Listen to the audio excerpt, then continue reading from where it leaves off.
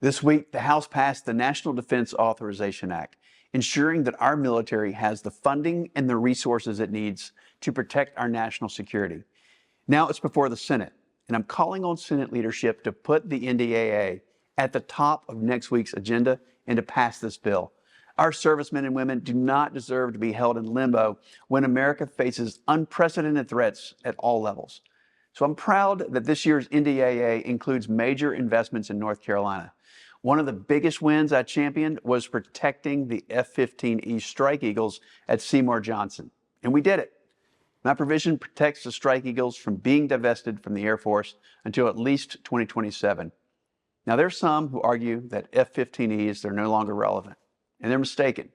When Iran began to launch a missile attack on Israel, it was the Strike Eagles out of Seymour Johnson that were used to defend our ally. When I questioned some of our top military officials this year, they praised the F-15E.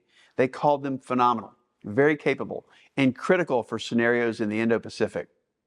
The NDAA also secures over $275 million for construction projects at North Carolina military installations. That's in addition to the 4.5% pay raise for North Carolina service members and their families. This investment won't just be felt on the base, but in communities and cities across the Old North State. We're working to get woke, radical policies out of our military.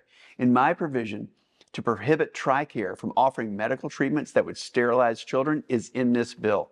It's an important fight, and I was happy to welcome Speaker Johnson's support, who ensured that this provision was included in the final text of the legislation. As your senator, I fought for you, and I'm going to continue to fight for you. And I'm going to do all that I can to make sure North Carolina remains the most military-friendly state in the Union. Thanks for watching.